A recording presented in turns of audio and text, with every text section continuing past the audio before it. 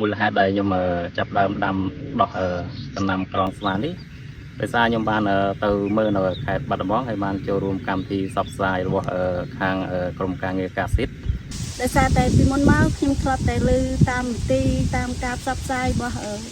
សហគមន៍ឬមួយក៏អង្គការដៃគូនានាគាត់ថាក្រងស្វានេះល្អសម្រាប់ជាដំណាំគម្របដីគឺជាជីស្រស់ជំនួយដល់ដីហើយដែលមុនដំបូងខាងតម្រងគេមកណែនាំឲ្យយើងធ្វើហ្នឹងតបសពមកបានខាងទីអីក៏ចុះមកអនុវត្តប្រាប់យើងទៅ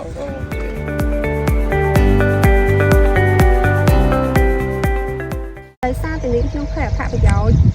ពីការដាំដុះនៅស្មៅគម្របដី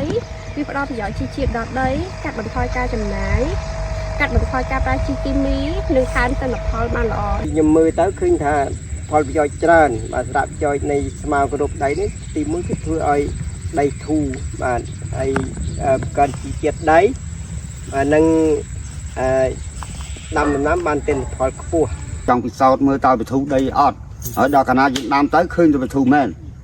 ទីមួយវាការពារដូចជាកស៊ូដូចជាស្អីនោះវាអាចឡើងខ្មៅក្រាប់អាទៅខាងក្រោមអត់ទេអាខ្មៅទេចាប់ផ្ដើមដាំដំណាំគម្របដីនេះគិតថាល្អព្រោះណែខ្ញុំសាកមើលដីខ្ញុំ40អាទៅ12នេះទៅធ្លាប់ពីស្រែនឹងស្រូវនឹងវាក្រហមហើយប្រើជីរហូតដល់ទៅ10គីឡូទៅ20គីឡូខ្ញុំជួនកាលខ្ញុំដាក់20គីឡូជួនកាលខ្ញុំដាក់5-10គីឡូរាល់ឆ្នាំណាតើខ្ញុំចាប់ផ្ដើមធ្វើដំណាំគម្របដីនេះដល់ដីភ្លាមពួកខ្ញុំចាប់ផ្ដើមមានអាយគោកន្តិចសម្រាប់ខ្ញុំដាក់ថែមជាមួយដំណាំគម្របដីនេះរួចជូរលុបទៅពេលនេះខ្ញុំដាក់អស់ទី6គីឡូជីគីមីអញ្ចឹងមានន័យថាយើងកាត់បន្ថយជីច្រើនហើយចំណេញលុយយើងច្រើនយើងអត់បបាក់បន្ថែមជីគីមីទេចាប់អារម្មណ៍ទៅឃើញថាប្រសិទ្ធភាពល្អហើយម្យ៉ាងទៀតដីយើងក៏ធូរផងហើយពិតមានជាធូរមានហ្នឹងខ្ញុំជួបានឃើញជួទៅរាំងធូរដីជាងមុនបាទដីរាំងធូររាំងថយមានសត្វល្អិតដូចជាសម្លេន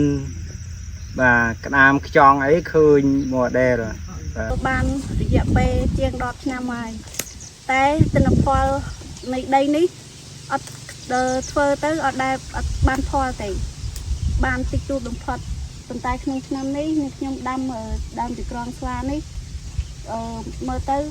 ដលងមីខ្ញុំក៏ល្អចន្ទីនៅទីនេះក៏ល្អអញ្ចឹងជាផលជាក់ស្ដែងដែលខ្ញុំទទួលបានគឺល្អមែនតើសម្រាប់ដំណាំ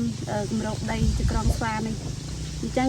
នឹងខ្ញុំសប្បាយចិត្តតាមការសង្កេតខ្ញុំឃើញដីខ្ញុំដែលមានគម្របស្មៅនៅលើដីនេះទីមួយដីវាអត់ហូរច្រោះទៅខាងជំរាលទៅខាងទំនាបបាទដីនៅទេទី2ឃើញសំណើមបាទសំណើមក៏ល្អថេបដល់សំណើម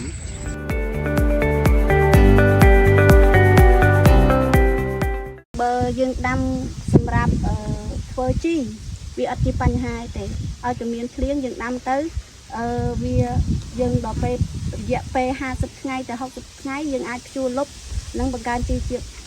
ដីបានល្អបំផុតប៉ុន្តែបើសិនជាយើងទុកពូជ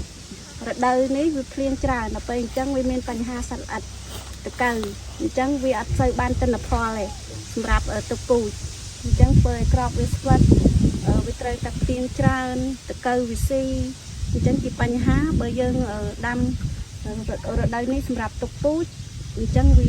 អត់សូវបានទិន្នផលវាបានទាបបញ្ហាក្នុងការអនុវត្តការដាំដុះដំណាំគម្របដីនេះជាក់ស្ដែងក្នុងឆ្នាំនេះដែលខ្ញុំជួបប្រទះហ្នឹងគឺពិបាកដាំដុះបន្តិចដោយសារឆ្នាំនេះវារាំងហើយខ្ញុំដាំការអំឡុងខែ5ហ្នឹងគឺអត់ទាន់មានភ្លៀងគ្រប់គ្រាន់ប្រហែលទេដោយសារវាភ្លៀងរបាយទឹកភ្លៀងវាធ្លាក់ដាច់អញ្ចឹងបន្ទាប់ពីខ្ញុំដាំមកគឺឃើញថារាំងរយៈពេល30ថ្ងៃប៉ុន្តែបើការលូតលាស់ទោះបីវាអត់បានល្អខ្លាំងប៉ុណ្ណឹងក៏វាអាចទទួលយកបានដោយយើងឃើញជាក់ស្ដែងនៅចំការនេះពិតមែនអញ្ចឹងហើយភ្លៀងទំចាប់ដើមរយៈពេល2សប្តាហ៍ទេហើយគឺបើថាភ្លៀងឲ្យជោគជាំមិនទាន់ជោគជាំណាស់ណាទេប៉ុន្តែដំណាំរបស់យើងនេះគឺវានៅតែដុះបានល្អគួរសមដែរណាហើយឃើញសង្កេតឃើញដីវាអាចរក្សាសំណើមបានល្អ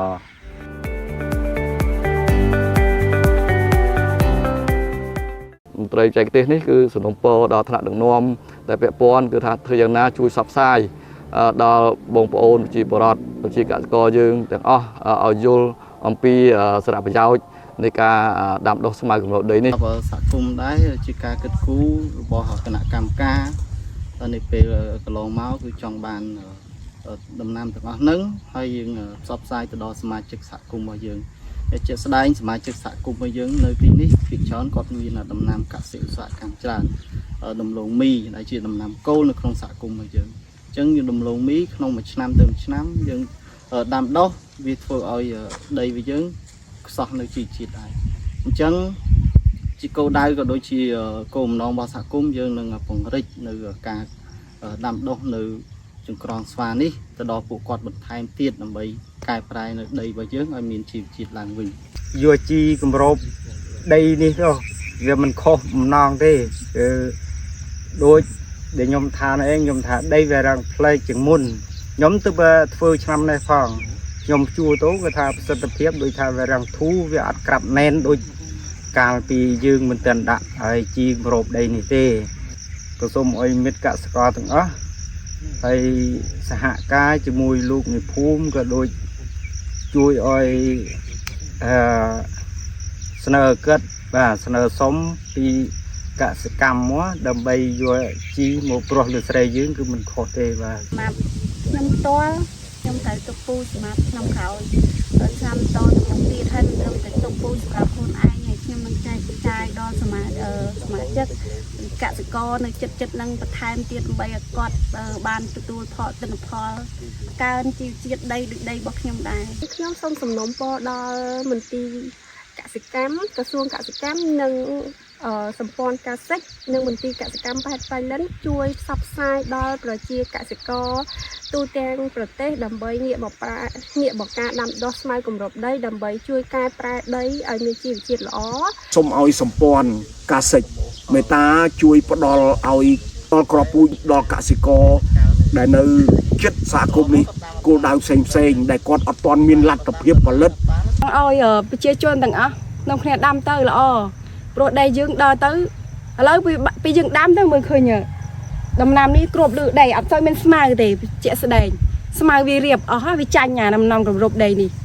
គិតថាប្រជាជនយើងគូទៅប្រើទៅទាំងអស់គ្នាទៅធ្វើទៅល្អមែន